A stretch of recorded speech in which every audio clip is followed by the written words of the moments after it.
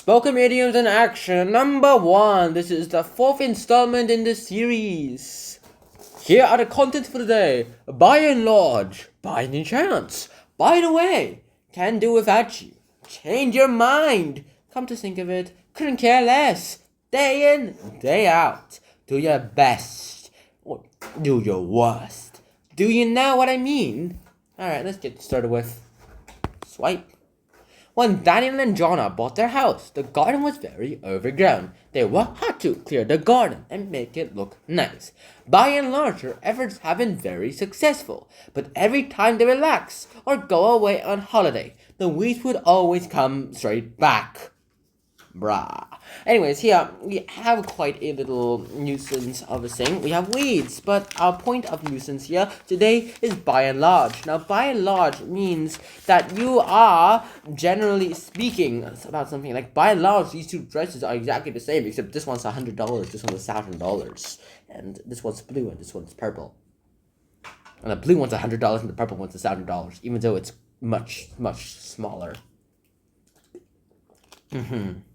Now here though, by and large is used generally for that these two people had their efforts of restoring this garden into a pretty beautiful place. And that generally they have been very successful. And now it's time for the 32nd one. By any chance, I'm sure that I know that lady. Okay, let me try it again. I'm sure I know that lady.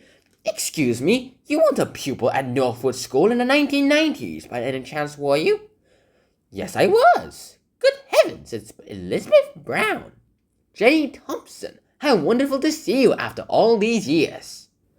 Yeah, aside from my attempt at British accents in a female voice, thank God I haven't hit full puberty yet, I have been able to, by and large and successfully, go ahead and succeed in telling you about what by any chance. Like, by any chance means possibly. It's another way of saying possibly in the context of like you're saying it and you are trying to go ahead and formally ask someone too. I'm pretty sure their husbands will have a nice time chatting with each other about their wives. Now it's time for our third idiom. By the way, one of my other favorite idioms. Jane is absolutely dying for someone to ask about her ring. Nobody seems to be taking the hint. Let's try and do it casually.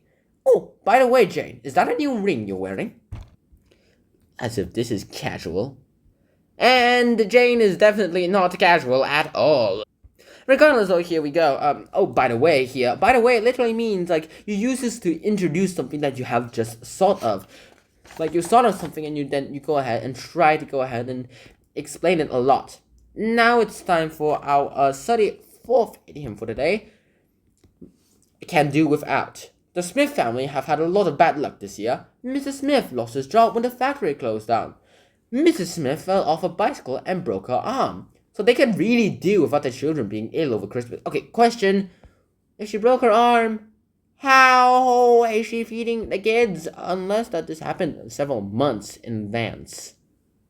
But seriously though, our point is could do without. Now, self-explanatory idiom here. It means that you really, really do not want something. You could do without something. Like, your life will be better without whatever you just described as could do without. In their case, children being ill over Christmas and their bad luck. Hey, at least if their kids get good grades, they're gonna get some grant money. And now it's our 35th idiom. Change your mind. Lucy was going to wear a summer frock to the party. When she saw the weather forecast, she changed her mind. But the weather on the day of the party was fine, despite what the forecast had said. Lucy changed her mind again. She put on the summer frock after all. As Lucy was leaving, however, it started to rain. I can't keep changing my mind about what to wear, she thought. I'll just take a big umbrella. Honestly, here, the voice acting itself is quite not very hard for me, so the part is I have to imagine what these people are going to sound like too. Mostly, so Scholastic is an American society, but I really like to think these people as British people, because British people sound very smart, so I try to put British accents in this too. They also have British names, usually. Change your mind here literally means that you actually did change your mind. You, changed your decision. You just switched decisions. Like, I want to watch SVTFOE. No, I want to watch PNF. No, I want to watch GF. These are all references to Disney shows, by the way. Disney viewers will definitely know what I'm talking about.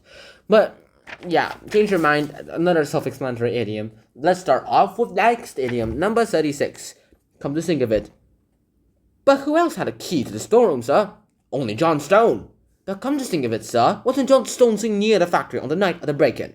You're right. And people say he's just bought a big new car.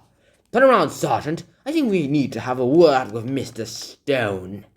This is proof that they're British. Americans drive on the left side. These guys are, the Americans drive on the left side of the car.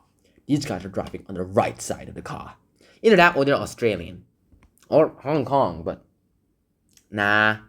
Now, come to think of it, literally means that you just thought of something right now. You just remember the thing that you were talking about as you were saying it. Now, our next idiom is number 37. Couldn't care less. Now, couldn't care less is like you don't really care much about something. Here we go. Roger pretends that he couldn't care less about how well he does in school exams. He never seems to pay attention in class. You never see him reading a book. But it is all an act. When he's in his room and his friends can't see him, he studies hard.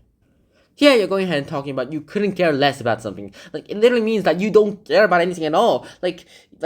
You don't think that whatever you think you couldn't care less about is quite important. And one of my classmates definitely couldn't care less about school at all. He just sleeps in class, and the teacher tries to wake him up. But after 3 years of trying, I think they finally gave up. Our next idiom, the 38th idiom, is day in and day out.